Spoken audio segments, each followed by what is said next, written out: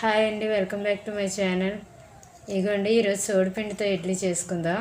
ఇందులో కాల్షియం బాగా ఉంటుంది, పిల్లలకి కలర్ఫుల్గా ఉంటుంది, తినడానికి ఇంట్రెస్ట్ చూపిస్తారు. ఇడ్లీ తినడానికి పిల్లలు ఇష్టపడరు కాబట్టి మనం ఇలా రకరకాల ఇడ్లీలు చేసి చూపిద్దాం.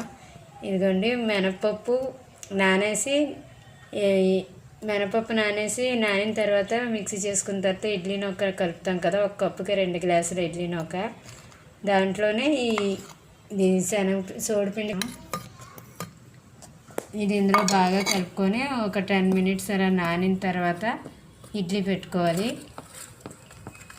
దీనికి సరిపడిన వాటర్ అది వేసుకొని మనం ఇడ్లీ రెడీ చేసుకుందాం. ఇందులో కాల్షియం ఉంటుంది, పిల్లలకి సోడిపిండి అలవాటు చేయాలి కాబట్టి సోడిపిండి ఇడ్లీ ట్రై చేద్దాం. కాల్షియం అది ఎక్కువ ఉంటుంది, పిల్లలు కూడా తినడానికి ఇష్టపడతారు. దీంతో అంబలి అవన్నీ చేసుకునేటప్పుడు చేసుకుందాం. ఇదిగోండి, ఇలా కలుపుకోవాలి. ఇడ్లీ బ్యాటర్ టైప్లో కొంచెం ఒక స్పూన్ వాటర్ వేసుకున్నాం, సాల్ట్ అది వేసుకుంటాం కాబట్టి సరిపోతుంది. ఇది ఇడ్లీ ప్లేట్లో పెట్టుకొని ఆవిరి మీద ఉడికించుకోండి. సోడిపిండి ఇడ్లీ అండి, కాల్షియం అది ఎక్కువ ఉంటుంది, పిల్లలకి అలవాటు అవుతుంది. ఇదిగోండి, సోడిపిండి ఇడ్లీ రెడీ అయ్యింది. ఇది ఇడ్లీ పాత్రలో వేసుకున్నాను, ఆవిరిలో పెట్టి 15 నిమిషాలు ఉడికించుకున్నాక పిల్లలకు పెడితే బాగుంటుంది. పిల్లలు పెద్దలు అందరూ తినచ్చు. ఇందులో కాల్షియం ఉంటుంది, iron rich food.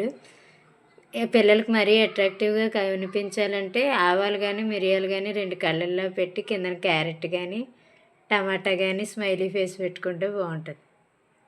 సోడిపిండి idli ready అయిందండి. ఇదిగోండి, పిల్లలకి ఇంట్రెస్టింగ్గా ఉండడానికి సోడిపిండి ఇడ్లీ మీద 2 ఐస్ స్మైలీ ఫేస్ పెట్టాను. ఇలా అయితే పిల్లలు ఇంట్రెస్టింగ్గా తింటారు. కాల్షియం అది ఉంటుంది కాబట్టి ఆరోగ్యానికి చాలా మంచిది. మా వీడియో కనుక మీకు నచ్చినట్టయితే లైక్ చేయండి, షేర్ చేయండి, సబ్స్క్రైబ్ చేయండి.